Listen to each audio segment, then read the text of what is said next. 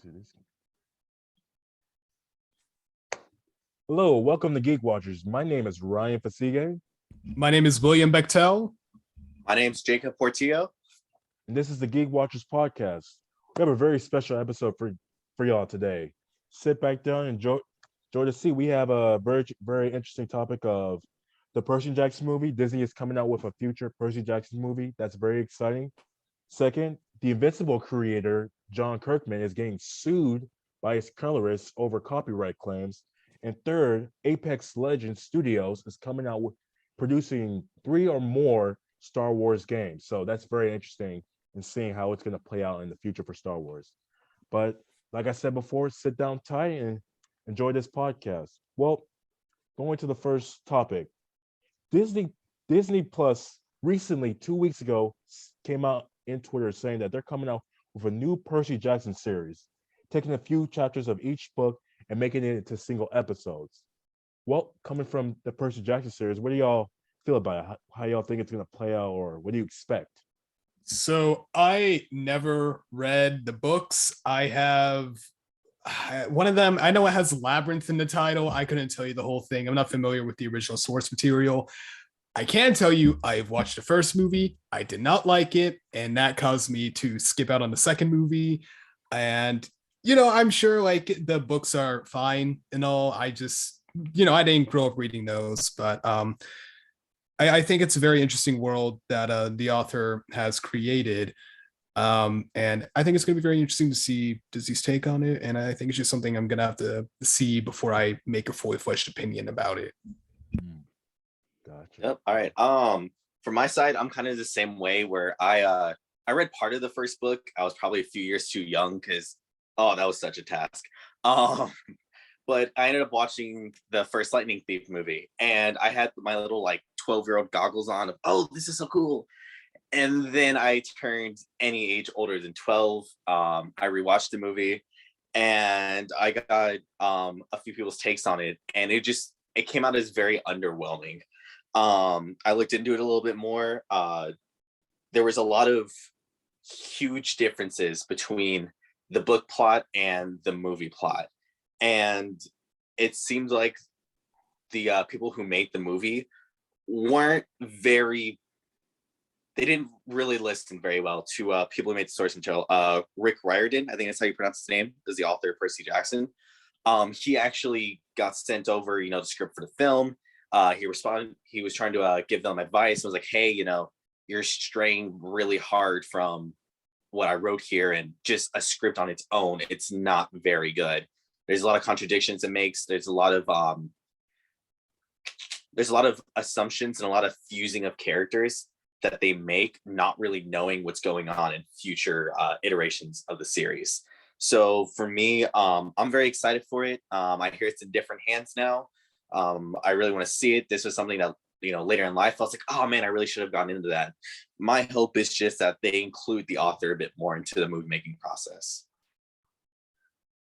I'd say that for me, see, I read the book. I love the book. I read I think there's 5 books, but I know I remember reading 3 books of it. And I remember reading the Lightning Thief because I was a huge Harry Potter fan back then. So seeing Percy Jackson reading the book, I was like, hey, this might be an interesting take. I was reading all the characters. I was like, wow. I was wondering how is this going to look on the screen? And I started reading it back whenever I was back in elementary school. So this is one of the old books of where I was reading the Harry Potters, all the sci-fi, Star Wars, all those type of books. Coming over to middle school, that's whenever the movie came out. And I remember a week before watching the movie, I read the book all over again. After reading the book, I went over to watch the movie. Like you said before, Jacob, I was completely underwhelmed. I was just like, whoa, what is this? The characters are not aligned with each other. The effects are not as appealing as they are. There's certain characters like Ares, he was cut out from the movie, which I was looking forward to the most because of the Ares character there. It was just the dynamic of how the book was and how the movie was completely different. Now, I understand, with movies and books, the movie is not going to be completely accurate, but I can just tell that the movie writers and creators of this movie didn't read the book at all. That's how I felt. They just didn't read the book. because the way the way certain characters and how the plot was building up didn't make sense. I thought at first the plot wasn't that good. The pacing was extremely bad. Like I was like, whoa, like what's going on here? Like they're doing this and they're going to a fight scene and they're meeting these other different gods and the gods aren't really like shown to be as godly as they are back in the book. It was just that, man, like I remember that certain disappointment I had, and I even had a book. I even wanted to write a book project over it back in middle school. It was to show the similarities and differences between the book and the film. And I knew that for the differences between Percy Jackson books and the Percy Jackson movie, I was going to find a whole bunch of differences. But the similarities, I had a hard time finding them because it was just completely different. I just didn't know like what direction this movie was going in versus how much the book carried out throughout its storyline and plot telling. So it's very interesting to see how the creators of the Percy Jackson books are on like 100% on hold with this Disney Plus movie. I think it shows that there's a really good future about it because, the creators of the book are saying, hey, we're in line with this development of the Disney Plus movie, this series. It should be real good. So hopefully Disney Plus could revive that, can revive the Percy Jackson movie because honestly, to me, I always felt like Percy Jackson should have been bigger than Harry Potter.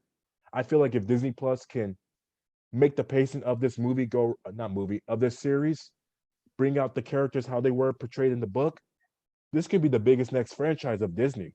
I mean, when I say next big franchise, I'm talking about like, Marvel, Star Wars. I mean, that may be a little bit of a reach, but that's how I felt because the Percy Jackson book and movie book, all five of them were pretty good. So Or we just Ryan's got essay. yeah, we just got to Ryan's see. essay similarities. They both have a guy named Percy in them. I mean, we just gotta see how Disney Plus is gonna do with Yeah. this series, man. Like, hopefully they do them right.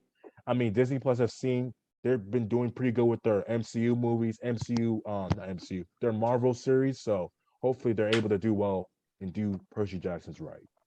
It's actually a little interesting, this little top or tidbit of information I found. Now, don't quote me on this. I don't know how true this is. I think the very first episode in the series is going to be written by the original author of the books. Oh. So hopefully that means we won't get another Lightning Thief situation where it's not good. In my opinion, if you like the movie, that's fine. If you like Sea of Monsters, that's fine too. But just know that's not how I feel. I think those movies were terrible, terrible movies. And I really don't know. I don't remember anything from the first movie other than there was a half goat, half man hybrid. Yeah. Medusa was in it. And I think Stanley Tucci was a god for some reason. I had a hard time following the movie, to be honest. But I'm actually curious because Ryan, since you know the source material a little bit better, I just want you to confirm this for me real quick. Percy Jackson is supposed to be like a 12 or 13-year-old kid, right? Yes, he's supposed to be in middle school, but in the movies, he's portrayed as a 18-year-old kid, like 17. They're real. Yeah. The actors of the Percy Jackson movie are way older than how they're supposed to be portrayed in the book. In the book, they're supposed to be like 12. The movies, I mean, I can understand why they're doing it because they're trying to appeal to their teen and like, I guess you could say like younger age audience, but it's also at the same time too, the younger age audience read the book. Right. So And I didn't mean to interrupt you. No, you can talk. I agree with you. And I think if they were to get a younger actor to portray Percy Jackson and have him grow not only as a character, but also like as an individual, like as he gets older in time, I feel like that could resonate with younger audiences more if they were to do that for the original movies and if they were to continue all the way up until, the last book. But as of right now, I am very curious to see who they would cast as Percy Jackson. And my personal pick for Percy Jackson is Jacob Tremblay, who was in Good Boys. He was in Luca, and what else was he in? I can't remember off the top of my head, but he has like that youthful look in his face, and honestly, I think he's a pretty good actor. He has pretty good versatility, and I think he can definitely really bring that star power that was severely lacking in the first movie and second movie. Going off of what Will said, I am a little bit worried about the casting though, because Ryan, of course, fact check me on this if I'm wrong. Wasn't Percy's whole prophecy like, oh, he's gonna make a huge decision by 16 that's gonna change the fate of the world? And it was pretty derpy that he comes in at like 17. It's like, what? But like, I feel like this is gonna be, I'm gonna be completely wrong in this statement, but I gotta make it. I don't think a lot of people want to watch 12-year-olds. I think Harry Potter and I think Stranger Things were a little bit of the exception, not the rule.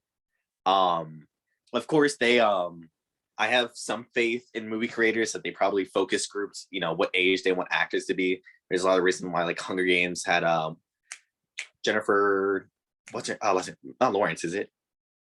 Yeah, Jennifer Lawrence. Yeah.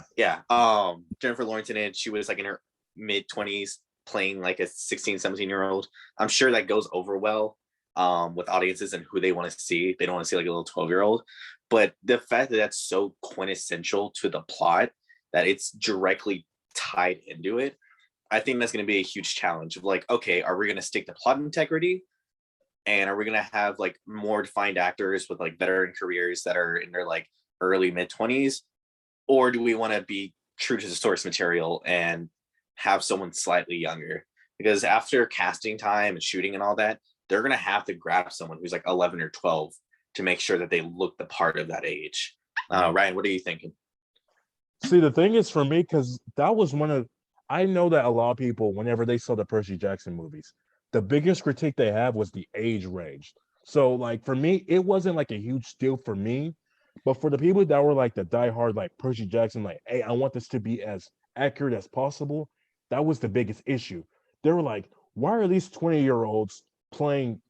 Why are these 20-year-olds playing as 16-year-olds? Why do they look older? Why aren't they 12-year-olds? Why aren't they 13, 11, 10? I can see where you're coming from, Jacob, but that was like the biggest critique of it. Now, that's not my biggest critique of it. I mean, I really don't care like how old I mean, if you were like 28, then that might be too Tobey much. Maguire situation. Yeah, but like that was the biggest critique of the movie because I mean, you look at the character Grover. I mean, you look at the second movie. That man looks like he's nearly. I mean, he was 29, but he nearly like he's like in his late 20s, and he's playing a 16-year-old, and he looks nothing 16. You know what I mean? Yeah. Like none of them look 12. And that's like that was the biggest critique of the movie.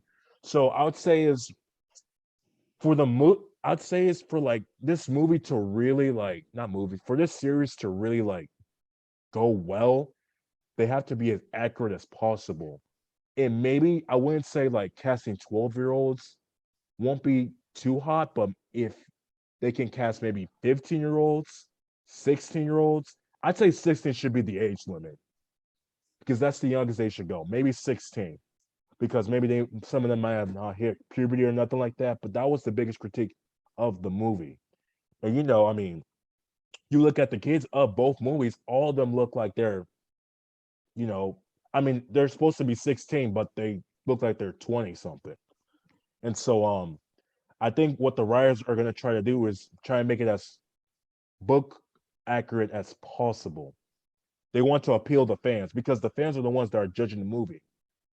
So for me, I'm not really too sure like what they're going to do. I don't really have anybody personally in mind who I would cast call for Percy. I'd have to look more into the actors.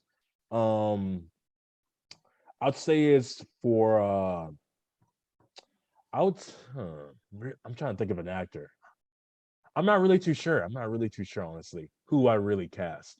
I don't blame you. I don't really follow up with child actors. No, I don't either. But like, I just remember seeing that Jacob Tremblay kid in Good Boys, and I thought he was pretty good. And then I saw his name pop up in some other things, and just noticed that he's doing a lot of these big Hollywood projects. So he might be someone they consider bringing in for Percy Jackson. Yeah, I mean, the thing is, for superheroes, I can have a casting call that I can think of. I can say, okay, maybe Brandon T can play this guy, or maybe Samuel L. Jackson can be this person. But like when it comes to this storyline, man, I mean, someone playing a 12-year-old kid, I mean, I just don't know. That's just something I'm gonna have to like, look up in my later time, see like what young child actors can really like come into the role and play with it, you know? And so Yeah. yeah, I mean, yeah, we just gotta see how it's gonna go. I mean, casting, like you said before, Jacob, is going to be the huge issue. And hopefully the writers and creators of the book, we can put their full trust into them. Since the creator of Percy Jackson is going full on board with it, we know that he's gonna make the right decision. Hopefully it can go well. You know, just yeah, I mean, you just gotta see. Yeah. I did have one wish list though for the new series. The character of Luke, I had to go back and like watch videos on what his like backstory was supposed to be. For those who don't know, it was the tainted mentor character, the one who ended up being the betrayal. I didn't know that dude had such a deep and like empathetic story to him. Like that was on, I don't know who to compare it to, but just like a villain that you can really relate with. I didn't know his story was so like good. Like I watched the movie and it felt like one of those like 2016 twist villains out of Pixar that you saw from a mile away. Like the dude was just kind of a dick and like you knew what was coming. But oh my god, they like cut out like 2/3 of his backstory there, and I didn't even know it was supposed to be. So after like looking up on re-looking up on who these characters were, what their stories are, Luke was someone who like really, really grabbed onto me, and that's someone whose story I hope they like rectify in this new series. And I like how you bring that up, Jacob, because that's one of the next critique of that movie. The character development was awful for the movie. I mean, you brought up Luke before. He's this empathetic character, you know, trying to, I guess you could say, you know, may start by, but maybe try to turn around, but may not really have the best, what's it called, whenever. Like Ideology. you have good intentions, but you don't have it's not the best method that he went through. And so it kind of reminds me of the other character.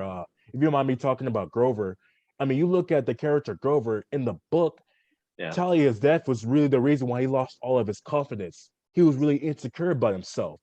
But then you look at the movie, it's just like he's a whole completely different person. He's this all confident, you know, jock guy that's like, hey, I mean, I'm horny, like I want to talk to your girl, all that type of stuff. And it's just like you look at book Grover versus movie Grover, those are completely two different characters.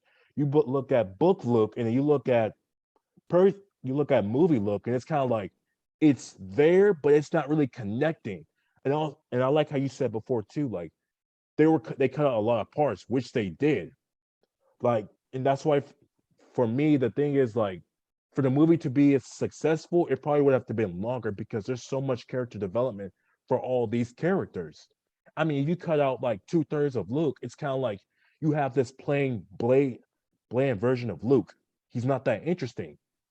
And I think he really should be interesting in the series because of, like we said before, he's empathetic, what he went through, all that type of stuff. Same thing with Grover, same thing with Percy. They're all really complex, like interesting characters.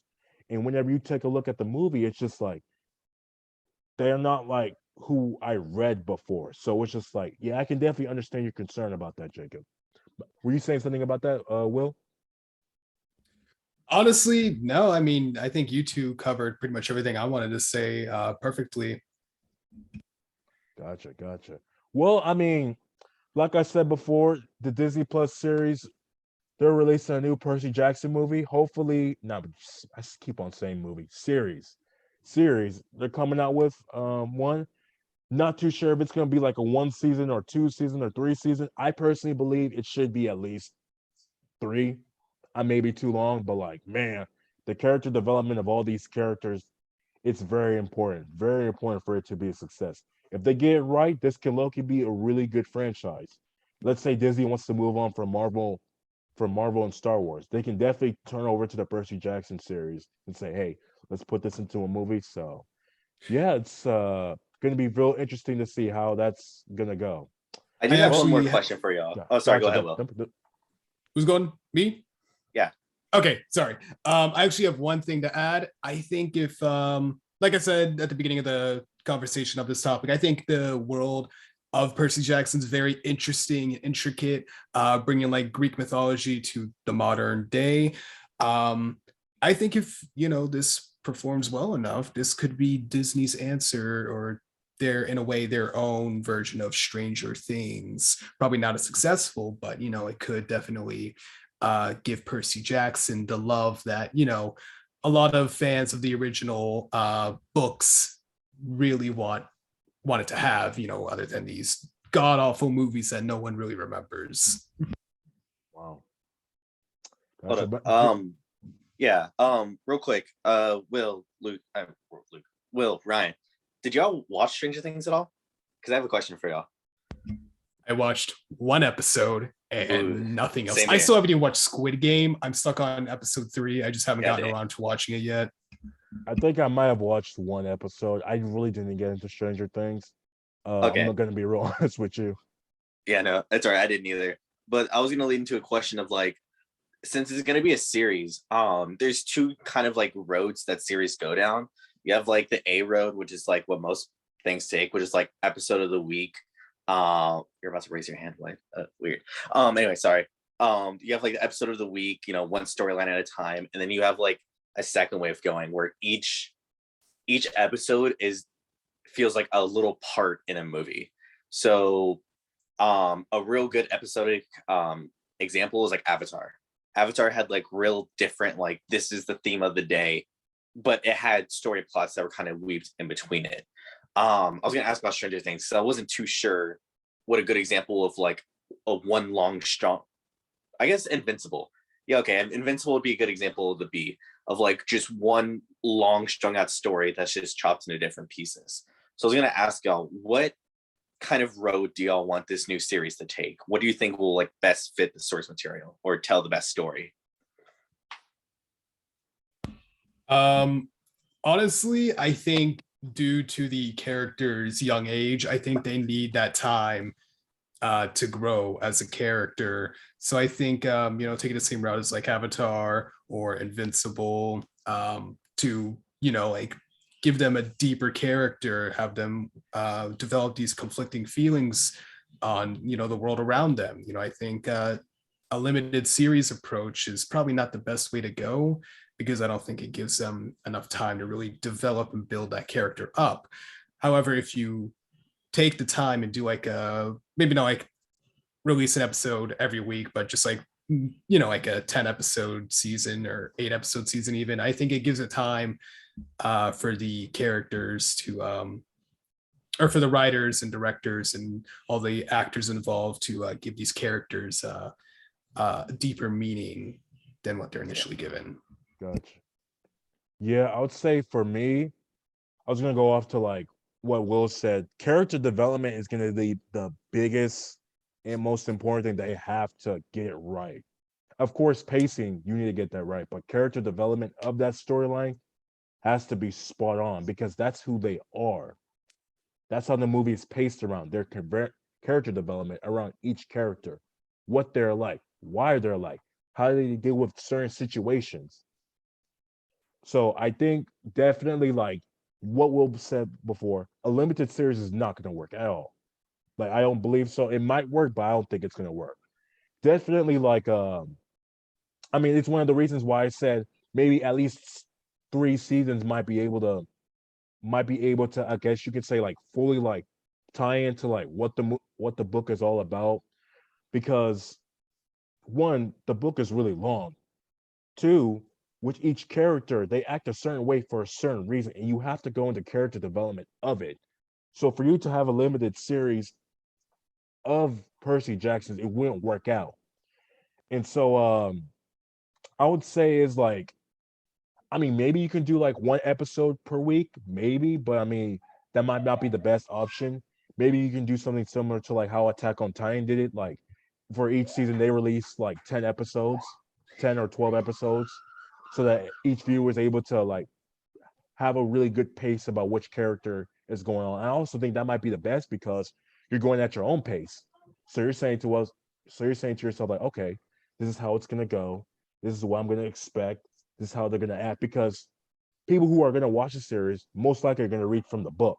So I think maybe like they release one season and 12 episodes, read on each character, and, build it up, because you look at Invincible, everybody's waiting for that season 2 to come out because of what season 1 presented. And even though it was like a 30-minute show per episode, everybody was still engaged. They were still interested. They're waiting for that second season. They even said that a lot of people argued that Invincible was the best animated show for 2021. I mean, that's up for debate, but I mean, it's still top 3 up there, and they haven't even gone full cover yet to what Mark is about. And I've read the comics, so I know what they're talking about.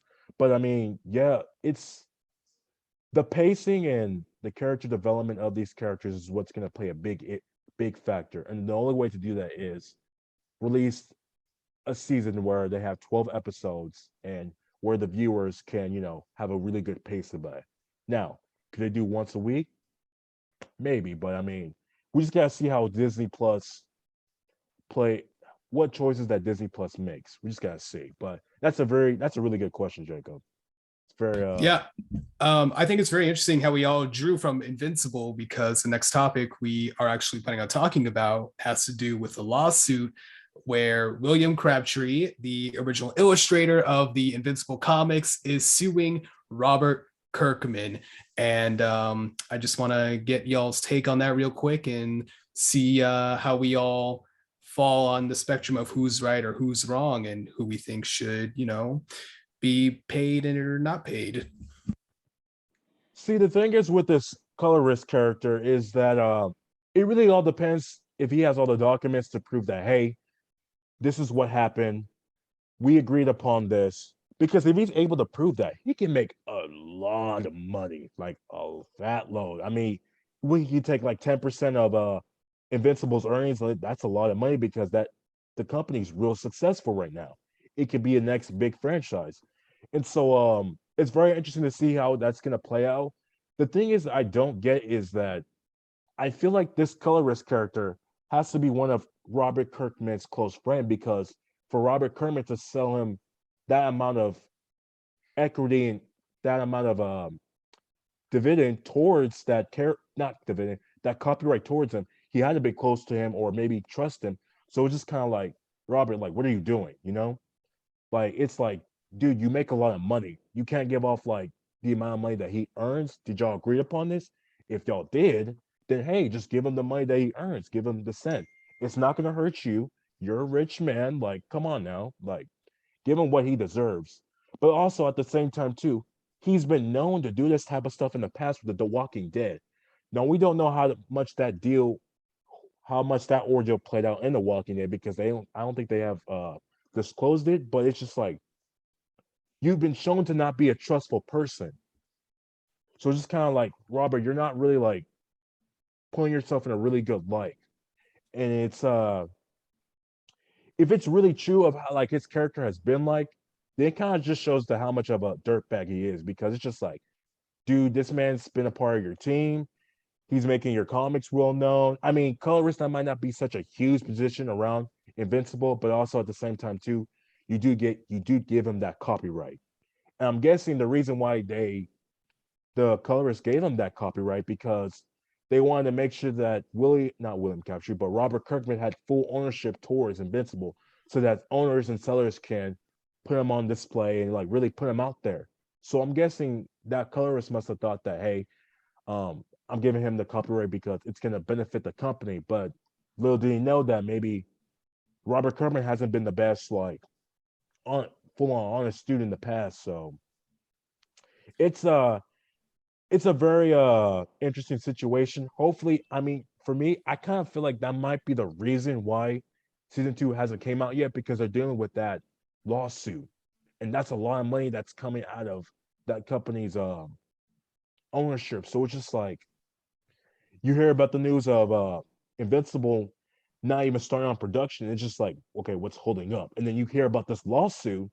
You're like, oh, that kind of makes sense because now they have to deal with this lawsuit before they can start with the production. And it's just like you don't know how that's gonna play out with how the animation is gonna play out, the scenery, how the effects is gonna take place. So it's very it's not a good situation because for me, I love Invincible. I like the series. I thought it was gonna be real corny while I was first watching it, but I mean, as the episodes were going, playing out episode by episode, I was really enjoying how Mark is and like how his dad is like this. At first, he's a hero, but then he turns like full. I mean, I guess you'd say like villain or anti-hero type of mode, but it's real sad what the company's going through. And hopefully, they're able to sell it out and person gets the money that they deserve. So, you know. Right. And for those of you who don't really understand what this Invincible lawsuit means, is that, well, the illustrator of the original comics is suing this guy, Robert Kirkman, because Crabtree claims that Kirkman has gotten Crabtree to surrender his ownership stake back in 2005, I believe. So it's easier to sell to studios so that they can make movies or TV shows or merchandise or whatever. And they actually had an oral agreement, according to Crabtree, saying that they would give Crabtree 10% of any of the revenue made from TV or films. And Crabtree said that Kirkman assured that he would still receive all that revenue that they agreed on, but he had to sign a certificate of authorship, which essentially what Ryan said, gave up the copyright. And Crabtree found out that Amazon was making a series, but he tried to talk to Kirkman about it. And Kirkman said he wasn't going to receive any monetary proceeds due to the lack of any ownership. And yeah, that's all I'm going to say about this issue right now. But for now, I want to hear Jacob's point of view on this whole topic. Yeah, like building off of what you said, it will be difficult because, like Crabtree said, it was a verbal agreement, so that's gonna be a little hard to prove. I was agreeing with Ryan. Typically, whenever people give equity in the company or part of the revenue, it's because, and think back, this is like way before a series. This was back in 2005. It's because there wasn't a lot of funds in it. And like getting a colorist is an expensive job. And if you don't know where this is going, if this is going to crash and burn, then you don't necessarily pay them a set amount. You pay them with equity in the company. It's just kind of like a cheaper in the right now way of doing things. And so that actually, from what I've kind of read up on, is very, very not industry standard. Usually colorists are like pay for hire kind of employees, where you just kind of like get them when you need them and they just get like a set amount and that's it. So this was a real kind of unorthodox deal that they were doing here. Of course, the usual thing to say is like, oh yeah, like he deserves the money that he was given. This is a promise. For me, this is going to turn into is this going to be a settlement or is this going to go to court kind of thing? Because that's what happened between Tony Moore and Robert Kirkman when it was in The Walking Dead. They ended up going to an undisclosed settlement where Tony Moore got, I mean, we just know it's going to be a huge amount of money just to keep this on a hush hush. As a fan, I kind of want to be selfish and say I just hope this deals away under the table. I know principally that's probably isn't the right thing to do. We should all boycott Robert Kirkman, but I gotta be a little selfish here. I just, I hope Crabtree gets its money, but I'm definitely hoping that this is just, a settlement that Kirkman just throws under the table to hurry up with the freaking production of season 2. I want to see this thing already.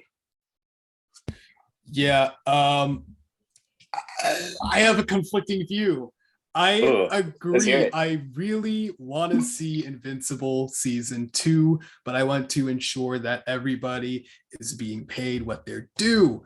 And according to the legal document I've been reading up on, I didn't get a chance to read through the whole thing, but little bits and pieces caught my eye.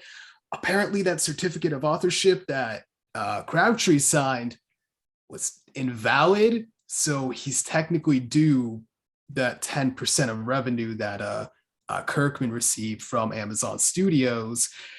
And, it's just like, I agree with you to an extent that I really want to see Invincible season 2 because the first season was so good.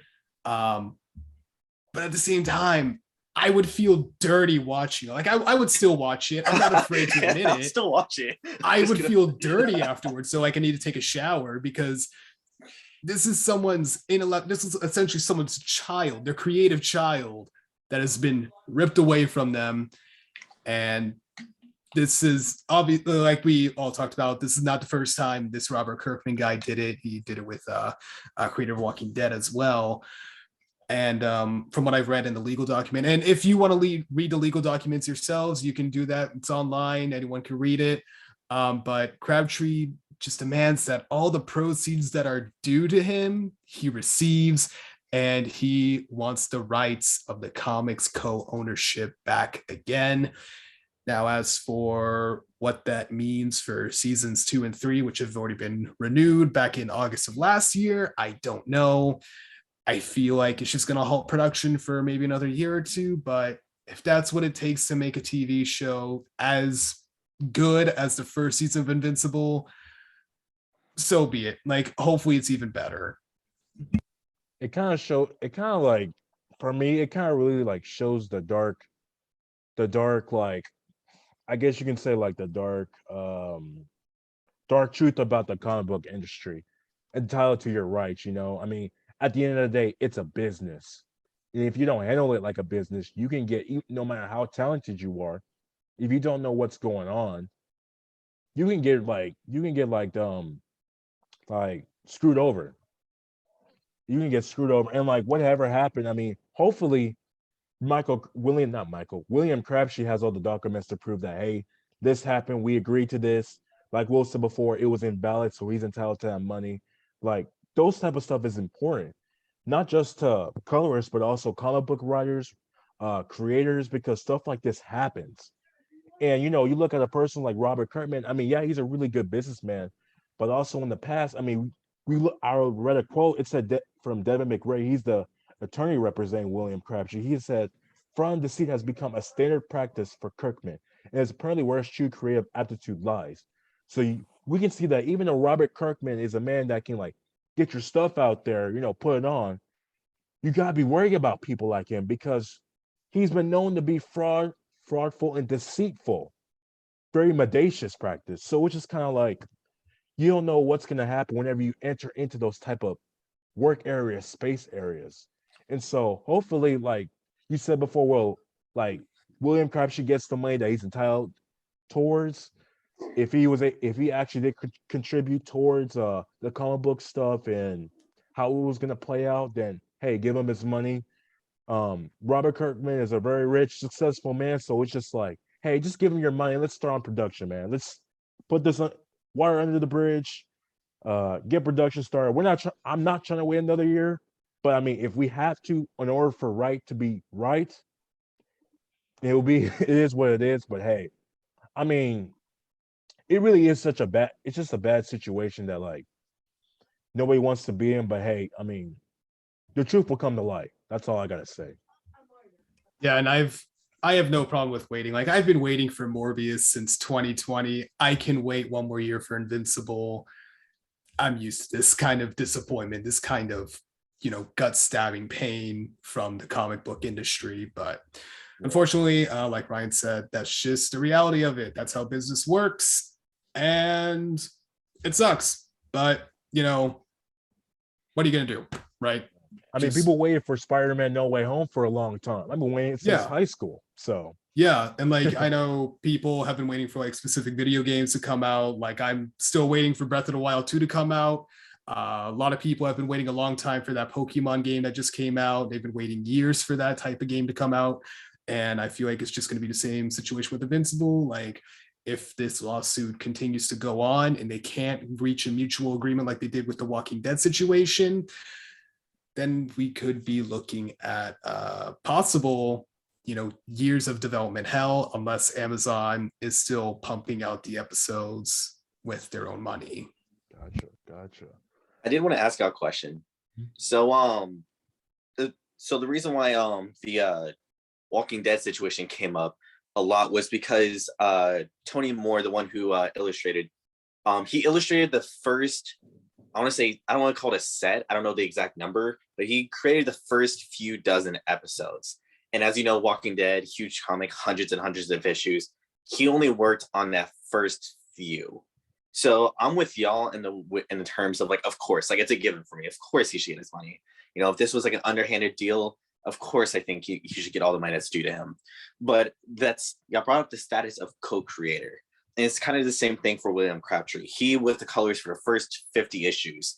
Feel free to fact check me. From what I'm seeing, there's currently 144 of Invincible. So he hasn't worked on the latest, chunk of it. So of course I agree with y'all, he should get his money. But do you think he, deserves or earns the status of co-creator, knowing that he's only colored a fraction of Invincible? Like at what point he was there for the beginning, and that's a very true statement. He was there at the beginning. He was one of the very first people to work as a colorist, and so I think he can kind of earn that founder status. But do you think he deserves to be still listed as a creator? I'm going to say technically yes, because he was there at the beginning. Without Crabtree's work, obviously wouldn't have these iconic designs for Invincible or Omni-Man or the Immortal.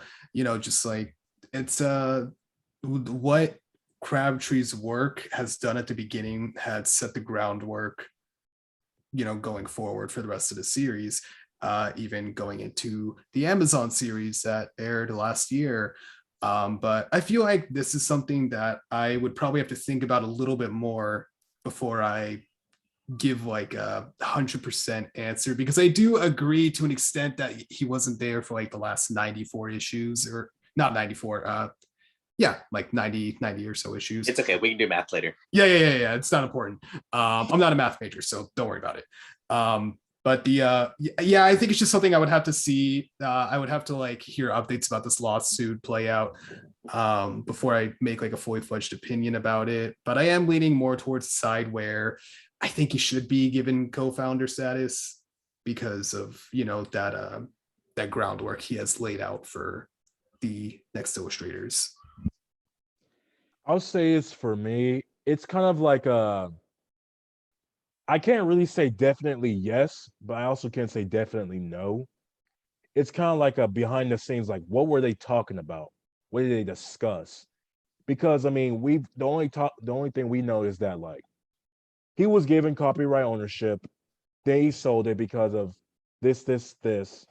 So we don't know what was transpiring whenever he was selling it. Was he gonna get promised something? Was something was gonna happen? Was he gonna come back? Was he like gonna step out from a few years and then come back later on? We don't know what the full detail is of like what's going on. So I don't know what phone call situation they have. So maybe he gave the idea of, hey, let's do this or do that, or let's put this more in mainstream media. He may have just stepped back because I know this. Not only do people like not write comic books, like draw comic book characters, they also give ideas to creators on, hey, we should do this, or hey, you should take it more mainstream. Like I know people put in more effort or put more ideas into what they're entirely known. Like he may have been a colorist, but could he have told not John Kirkman, he have told Kirkman, hey, we should make this idea, or hey, I should step back for a little bit and then come back later on whenever it's more put into depth or more popular. It's just one of those things where we're not too sure about it, but from the surface of it, he was entitled ownership. He was entitled ownership, and he sold it because, hey, I need this ownership. I need this ownership because that's the only way that studios are going to take me more seriously. Mainstream media is going to take me more seriously. All that type of stuff. So it's just like they had that mutual agreement. So it's just that for John Kirkman to like kind of like cross that agreement and like say, yeah, I'm not even going to honor it. It's kind of like, hey, man, you're kind of being a douchebag. Like, if you agreed on this, no matter how much you earn or you deserve to earn, I mean, it's not really about how much you earn. It's just really more about how much you signed. How much did you agree upon? If you agreed upon this, give him how much you agreed upon. It's just being honorable. Hell, hold your integrity. Because when you cross people like that, I mean, you did it back in The Walking Dead. They took you to court. Do you really want this to have this on your record again? Especially for a series where Invincible is going to take off and you're going to push it back more? If you agree to give him 10% of your ownership, give it to him so that nothing else can be a distraction for the series. Because as people look on towards Invincible, they're already going to think about the situation that's happening. You don't want that on your episode. Don't put more controversy towards it and bring it to court and then push it a year or two, and then you push it a year or two later, people might forget about it. They may not have much sort of hype towards it. So it's just like, hey, at the end of the day, pay the guy his money, give him co-ownership, and get on with the series, man. Everybody's waiting for it. Don't let the series die out. Don't let the hype die out. I mean, you look at Spider-Man No Way Home, everybody, they were able to produce the movie while hype was there. That's how they got their money's worth.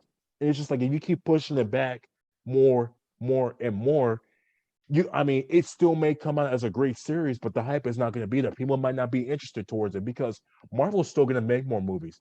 DC's going to make more movies. Star Wars is going to make more movies. Anime's still going to be there. You're not the only comic book industry that's taking it towards mainstream. Push it out there.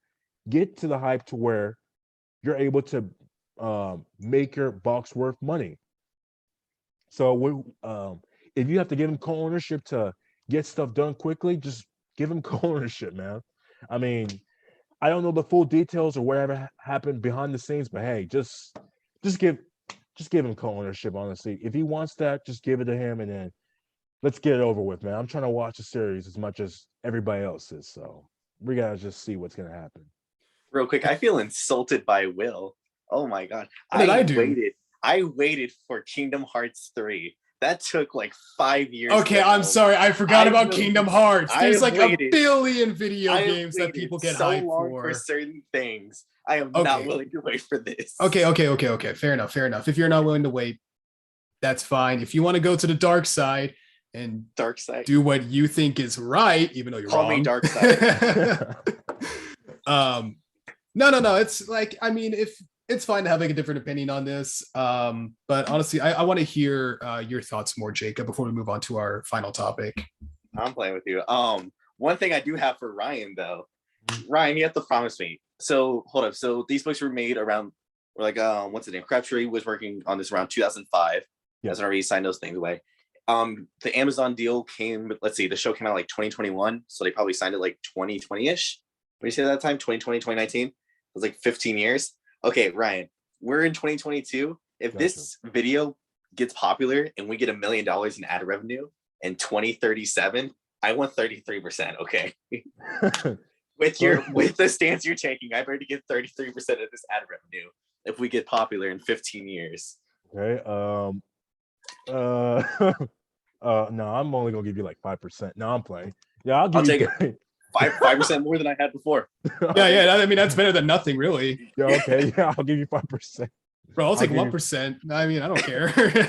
I'll give you 5%. Well, you know what? You know what? We'll all split equally. So 100 divided by 3. I'm pretty sure that's like 33.3%. Yeah, 33.3%. You know what? 34. Yeah, 34. We all each get 34%. How about that? I'll allocate 10% to Will because I know he's got to pay off for that for those college classes. Oh. That tuition ain't cheap. I'll give you 10% of mine. All right, fair enough. Thank you.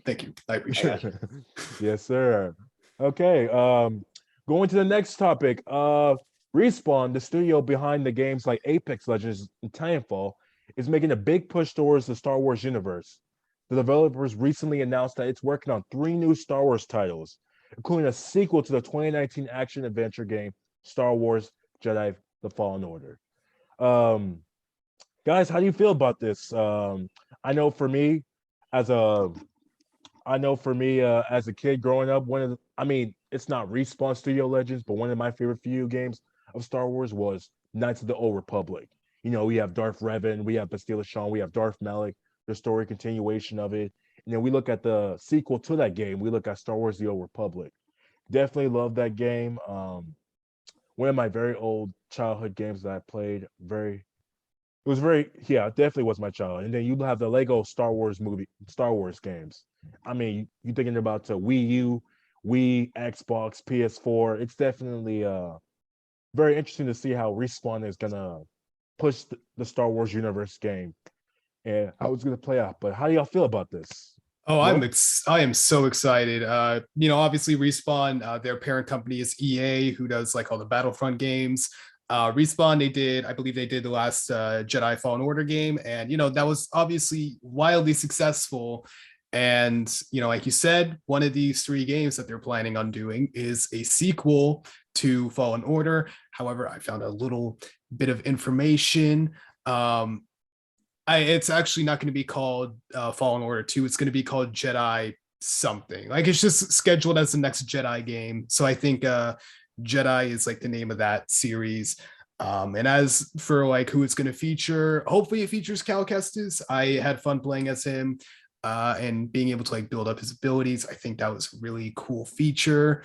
It made me feel like I was a Jedi growing my powers with the Force. But as for the other, and I know they also got the original games director. I'm probably going to pronounce this name wrong, so I apologize in advance, but it is Stig Asmussen. He's on board to direct the next Jedi game, so that's always a good thing. And the next game that Respawn has in their library is a first person shooter game, which I think is very, very interesting because it's not going to be Battlefront 3 because this is being developed by a former vice president of LucasArts in development. And the name is Peter Hirschman. He worked on a bunch of old Star Wars games, like, for example, Force Unleashed and stuff like that. Um, Honestly, what I'm hoping for is like, sort of like a bounty hunter thing. Maybe we get to play as Boba Fett, or maybe it's a Mandalorian game. Who knows? And then the third one is a strategy game being developed by a new studio with Respawn. The studio is Bit Reactor, and these developers have come from the same studio that worked on the XCOM series. And if you don't really know, XCOM is like, well, it's just strategy games in general. Just think of like virtual chess in a way, except it's not as complex, or maybe it is more complex. I don't know. I guess like the main comparisons I can make are like with the Fire Emblem series or with the new Marvel Midnight Suns game coming out, where each character has a specific set of abilities, like chess pieces do, and they can move a certain amount of spaces, or they can, attack from a certain amount of range. I think that would be very interesting because I'm a sucker for strategy games. I loved the Fire Emblem games and all that sort of thing. But what you were saying about like KOTOR and Force Unleashed and all the Lego Star Wars games, actually growing up, I didn't get a chance to play that many Star Wars games other than the Lego ones because growing up until I was like sixth grade, I only had a Wii. And when I got an Xbox 360, I mostly played Call of Duty because that's what all my friends played. But I had a lot of real fond memories of the Star Wars Lego Star Wars games growing up. I played a little bit of Force Unleashed. You already know I'm gonna have to buy the Skywalker Saga Lego Star Wars game whenever that drops. God knows when. Um, I don't know. It's just Star Wars is just such an important part of my childhood, and I'm sure it's an important part of many other people like around our age's childhood, or just people in general. Because the movies came out originally like the '70s, and they keep pumping them out to this day, which is kind of insane to think about. But Jacob, I want to hear your opinions on this. Alrighty. So I need a hat. Hold up.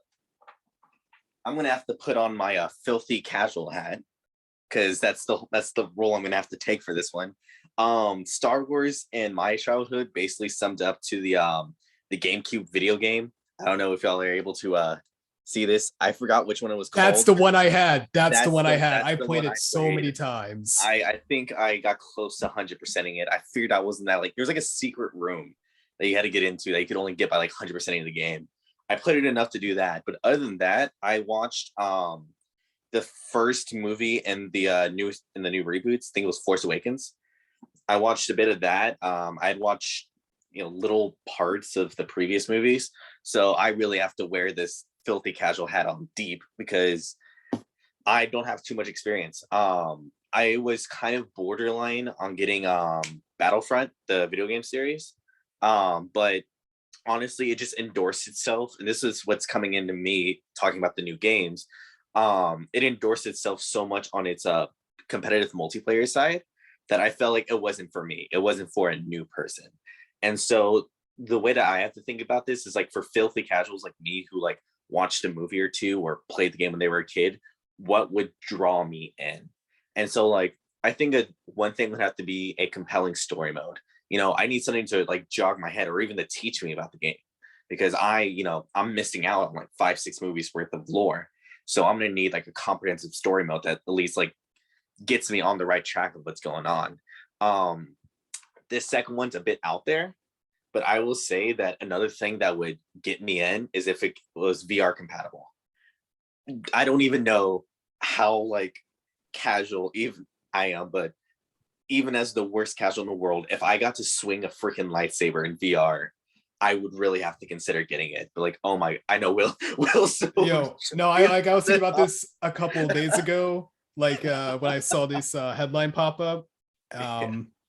But like I started thinking about like first person shooter, and my immediate thought went to like the Resident Evil series when they brought Resident Evil 7 to VR, when that was, well, I guess they released it on VR around the same time it was initially released, but more recently they released RE4 on VR. Yeah, and I heard about that one as well. If they were to do like a Star Wars game in VR, like you said, just like swing a lightsaber or being able to just like fly around on a jetpack and just like shoot rockets at people, I don't know, something about that just sounds so cool to me. But sorry, I didn't mean to like cut you off, Jacob. No, you're good. I could tell you're like, ooh, look at this. Like, yeah, for me, like the Battlefront series 1 and 2, like to this point, it seems like to me they this is gonna be anecdotal, but it seems like they advertise it so much on its multiplayer side, on its in-depth, super competitive multiplayer side, that I felt like I was gonna get lost in the sauce so easily. Like if you ever like try Mortal Kombat once, it's like, hey, let's go online. Like, no, you're gonna get wrecked. And that's how I felt. So like to this day, I still don't even know if Battlefront had a campaign or if it was good or not. So those two things, a good campaign for people who didn't watch the movies, and possibly VR, would be two things that would make the filthy casual want to hop in on the game. Yeah, it's very interesting to see how EA is going to really carry out around these games. Like Will, you said before, Star Wars was a big impact in my life.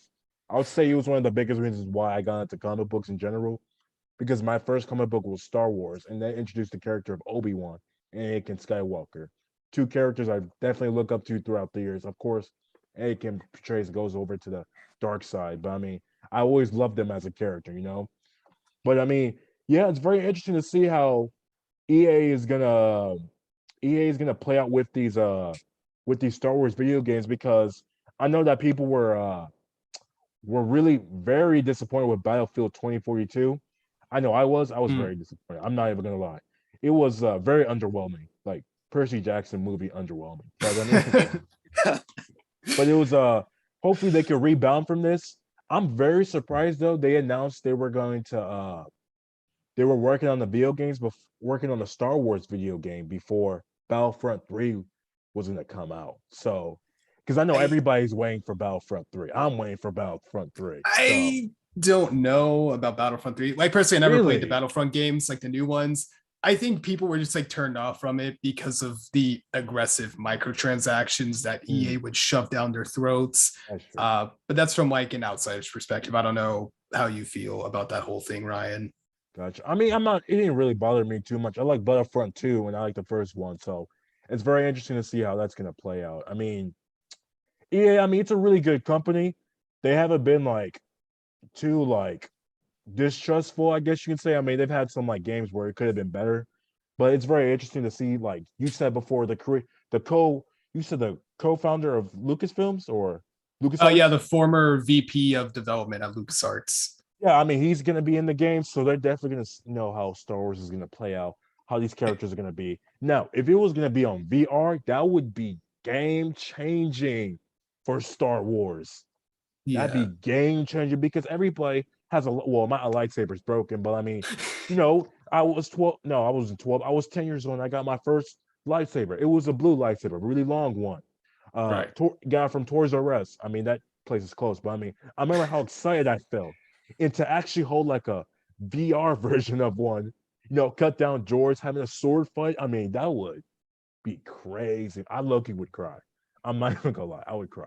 But I mean, yeah, I mean, just saying how that's gonna develop, like hopefully it's released on all platforms, you know, Xbox Series, Series X, PlayStation 4, Xbox One, PS5, Microsoft Windows, PC. It's gonna be yeah, it's gonna be very interesting to see how that's gonna play out. And you know, if it's a big hit, I mean, we could see other feature games of Star Wars games. I mean, I remember playing the Lego game back then. I mean, well, like you said before, I had that same game too on Wii. I mean, that was one of the reasons why I got a Wii because of the Star Wars games.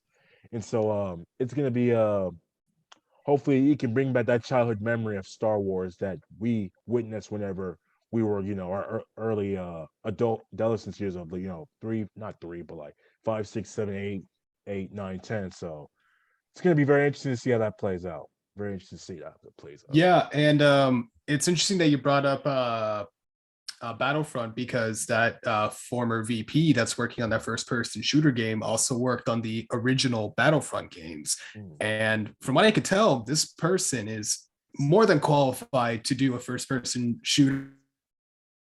But it also looks like that they're taking a lot of care into this project. Like, it looks like this is a passion project, because I believe they said this is a story that they've been wanting to tell for years now. So I'm very excited to see how this turns out, because the little bit I played of Force Unleashed 2, or not, no, Force Unleashed 1, sorry. I liked it. I thought it was really cool. And it was like a darker take on the whole Star Wars universe, like obviously, like, the material of the original trilogy is not very light, because there are literal space Nazis blowing up planets, but like the Force Unleashed just takes it a whole step further. But yeah, and there's also a bunch of other Star Wars games coming out that aren't being developed by Respawn Entertainment. And if it's all right with you two, I just want to list them off real quick. Actually, no problem. Yeah, so obviously we have Lego Star Wars: The Skywalker Saga, which looks like it's going to be a total revamp of the original 2 Lego Star Wars games. And I believe, I don't know exactly, but I think that they might be including episodes 7 through 9 in there as well. I know we haven't gotten a Star Wars game of episode 8 and 9, but they might include it in this one. And recently at the Video Game Awards, we got a cinematic teaser trailer for a game that looks like it's not going to come out until like the year 2025. But that's Star Wars Eclipse, and that's being developed by Quantic Dream, who is known for their interactive games on PlayStation. And those games were like Heavy Rain, Detroit Become Human, and Beyond Two Souls. So that makes you kind of think that maybe this is probably going to be a PS5 exclusive, whatever. I mean, it's going to come out in like 4 or 5 years from now. So I'll probably forget about it until then. But there was a leak about it that I wanted to talk about real quick. And I don't think it's a very credible leak, so we have to all take this with like a pinch of salt. But this game, it appears to be inspired heavily from, Jedi Fallen Order, like action-wise, but also a little bit of The Last of Us. So I think that might be interesting to see if they go into like a more stealthy or horror-oriented route. But I don't know. It's just something we're gonna have to look out for. And the last 2 things I want to talk about on this topic was the Knights of the Old Republic remake is still in development for PS5 and PC. Unfortunately, like me, I can't play it because I have an Xbox, but luckily Xbox, for me, it's going to be a timed exclusive. So I can play it just probably a year or 2 after everybody else does. So that's still a win in my book. And I just thought I'd bring this up since, it is the Lucasfilm IP. There is an Indiana Jones game still in development from Bethesda, but we haven't really heard anything about it since last year with a small teaser trailer that didn't reveal anything other than saying that this was in development. But, due to Microsoft's acquisition of Bethesda, I feel like this is going to be, Microsoft's chance to stick it to y'all for, keeping that KOTOR remake for yourselves, that we might be able to keep the Indiana Jones game at least. And I don't care what you say, Indiana Jones, just as good as Star Wars, in my opinion. Both fantastic properties that George Lucas has created. But I believe that's pretty much all like the main Star Wars games coming out. Man, I played Fallout 76. I lost all my hope in Bethesda. I don't know, like, yeah, I haven't. 4, my bad. I played Fallout 4. Go ahead. I have never played a Fallout game. I mean, I play like Skyrim, stuff like that. That's pretty much the extent of my Bethesda knowledge. I do know that Bethesda's reputation has been a little shaky due to Fallout 76. I think they've been, regaining some traction with their new reveals, but that's going to be a topic for another day, I feel like. Yeah. I haven't played Fallout in a really, really long time, so I haven't. Well, I haven't. Wow, that game came out a long time ago, right? Yeah. That game came out long, so it's very interesting to see how these games play out. I mean, I do love Kotor. That's my favorite video game of all time. Not my favorite video game. That was one of the first games I ever played on. The PC. Kotor. I love Kotor. Like, So, Revan. oh, I didn't mean to interrupt you. I just want to like get your opinion real quick. Do you think that the KOTOR remake, which is going to be essentially rebuilt from the ground up, would you say that's your favorite Star Wars game? That's or like your most anticipated Star Wars game at the moment, or do you think it's one of the other ones? I'd say, yeah, I'd say. That's a good question. Out of all the Star Wars games, I would definitely put Kotor on the top of the list, mainly because I played the first Kotor, and I played the second Kotor. And I love both games. Now, people had criticism for the second Kotor, but the first Kotor, oof, masterpiece. I really felt like it really showed who Revan was. I love Malik, Bastila Shan, uh what's that other woman's name? She's called the Exile. Mitra. I really like how those games really like played out each character. Uh for me, Kotor 2, I felt like it was good, but it felt rushed. Yeah, I understand why it was rushed because the game was coming out. There was so much hype built towards that game. Everybody wanted Kotor to come out, and it was just like, okay, we gotta get it out at this certain time. Things are not perfect, but hey, this is good. It's good to go. I kind of felt it was kind of rushed, but I mean, hey, I thought it was real good. I would say though, I would love to see. I was hoping because I know in the first Kotor um, game, it showed the after effects of the Mandalorian Wars and Jedi Civil War. Not well, it's in the process of the Jedi Civil War of Darth Malik, portraying Revan, and then Revan having his memories swiped up, and then Bastila Shan teaching him the Jedi ways in their adventure, and then they get married, and then he defeats Darth Malik. I mean, that's one of my favorite parts around Kotor. So I was hoping that for this remake, they can hopefully go voyage towards the Mandalorian Wars, because that's how Revan becomes Revan. And just interesting to see how Mandalorian the Great plays out, and what battles, like how not Darth Malik, but like Malik and Revan going towards the dark side. Because as each battle is going on further, the year is going on. Darth, no, not Darth, but Malik and Revan are becoming more inclusive towards the dark side. They're doing stuff that are morally wrong, and not really like practicing the Jedi way. I mean, it's kind of expected of Revan because at the beginning he was disagreeing with the Jedi Order because they wanted to remain neutral from the Mandalorian Wars, even though the Republic was burning from the Mandalorians, like taking over the Outer Rim. So for me, I'd say like I definitely would put Kotor at the top of the list. I mean, I'm not saying that the other Star Wars games are not important, but I mean, I love Revan. I love Revan, man. I mean, for him to be like a Jedi and a Sith, and actually being able to like be one of the greatest Jedi's and be one of the greatest Siths. I mean, that's a character you can't miss out. I mean, how can you not like him? So I mean, yeah, that's pretty much it. That's pretty much it for me. Yeah, Kotor is definitely number one on the list for me. What about you? Man, I don't know. I, I kind of want to see what that. This is not Star Wars, but I kind of want to see what the Indiana Jones game is about because it's Mm, the same team that made the Wolfenstein reboots. that's true. So it's going to be interesting. I mean, both properties involve Nazis getting killed and stuff like that. So we'll see how it goes. But if we're just specifically talking about Star Wars, that's hard to say. I mean, I am a sucker for strategy games, but I do really, really think the idea of using a lightsaber in VR is so cool. Yes. And plus, it's being made by Peter Hirschman, who has so much experience with Lucas Arts Entertainment.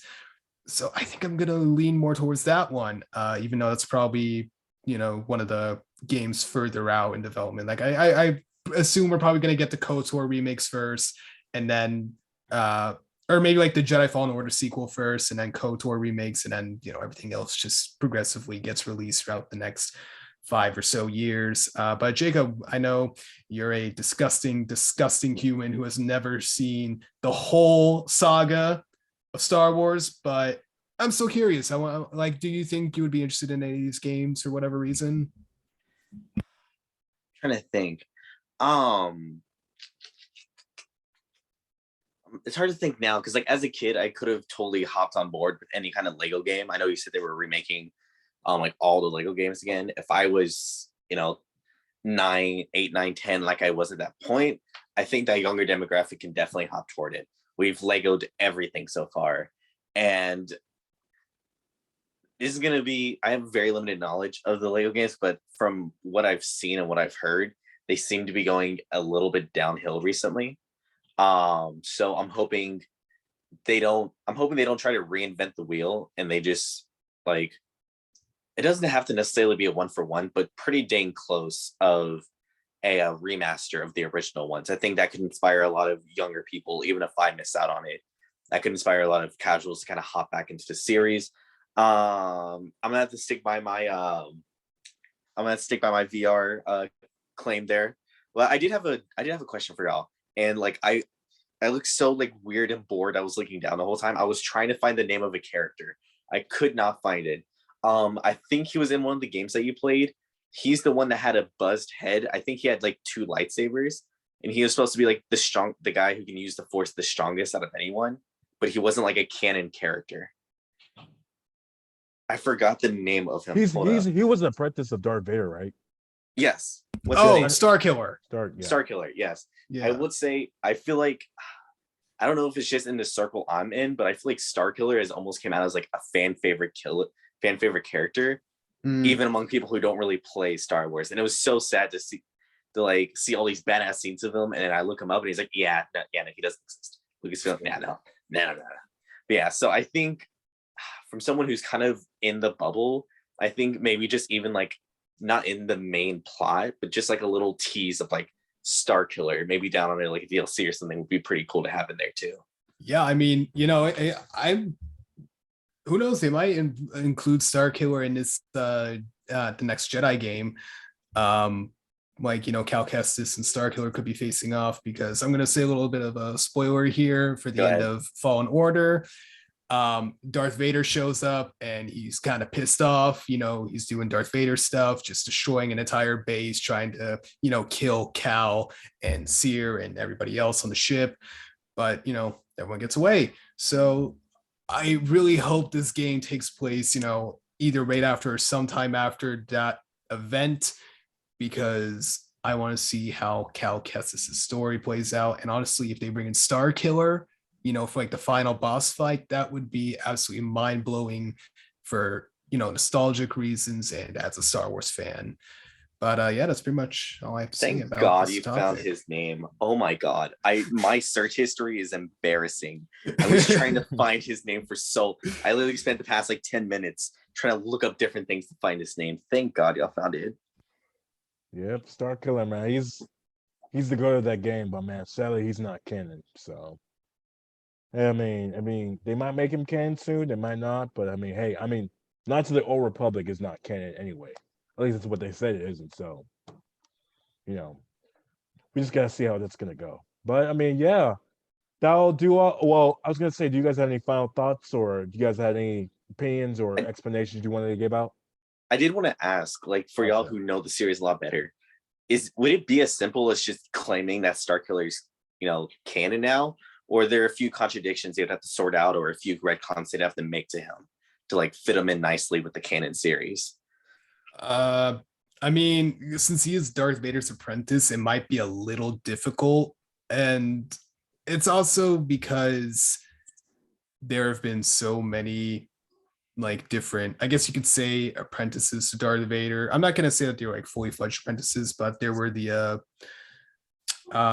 like the sisters, like in Fallen Order. That's who you fight the ninth sister for the final boss, which would be time-wise, it would be kind of hard to implement Star Killer because Fallen Order is technically canon, I believe.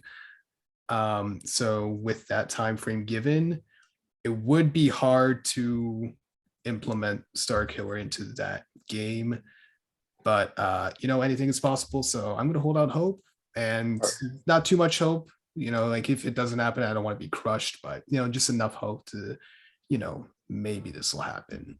Yeah, for me, I mean to cut you off, well, but maybe not as an apprentice, but maybe an inquisitor, maybe an inquisitor. But the whole storyline of him being an apprentice, like how he's developed, they might have to cut up some parts out, like to fit in more into that inquisitor role. Of, hey, there's a Jedi out there. I'm sending you out there, saying you have to go kill her or him. Go do it. And then maybe realizing at the end, like, hey, this is wrong. The Empire is full of it, so I'm gonna defeat you, Darth Vader. Maybe he turns more into the Jedi way of something. Maybe more of a storyline of maybe like how you see it upon of Luke from Percy Jackson. He's just like this good character, but then at the end he kind of like betrays them at the end. So maybe something like towards him, like at the beginning he's this inquisitor, full on loyalty, but then at the end he's just like, okay, this isn't right. Gonna make it right. I'm gonna kill you, Vader. Simple like that. So yeah. So I mean, if they were to edit him, it'd be very. I wouldn't say difficult, but it's gonna be very complex. So yeah, we just gotta see. We just gotta see. Yeah, but I mean, yeah. What do you think, Jacob? I'm ready to get to the next topic so that I can take this casual hat off. But I was curious, like, is it one of those, like, do you know how like every time they implement a new hero in the MCU, and it's like, where the hell has he been for like all these like world-ending events? What was he doing? Just like smoking weed on a rock? Is it like that kind of issue? Like he's so strong, but like he's nowhere to be found in huge events, or like is it kind of a different thing? Gotcha.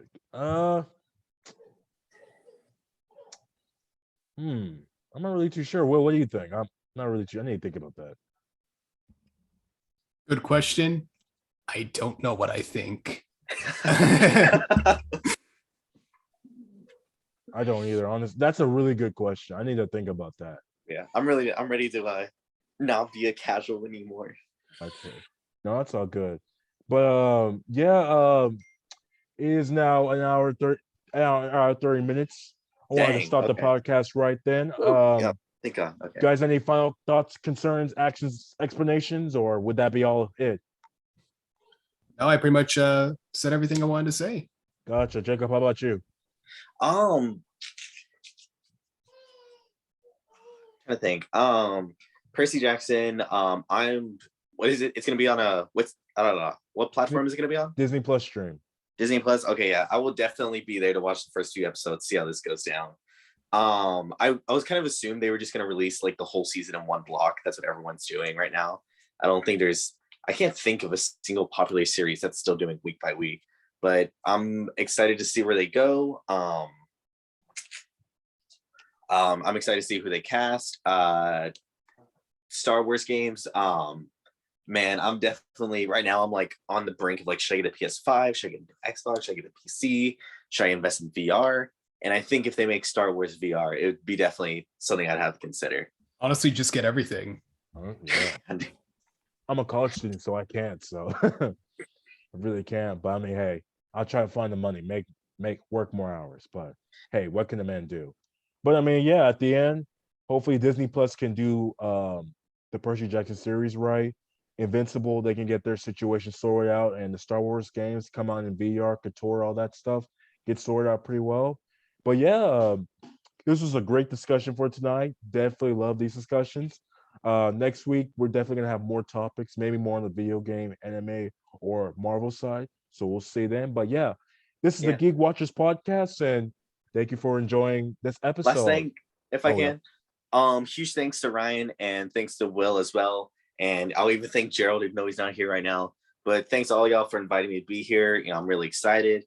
And thanks for letting me come on, y'all.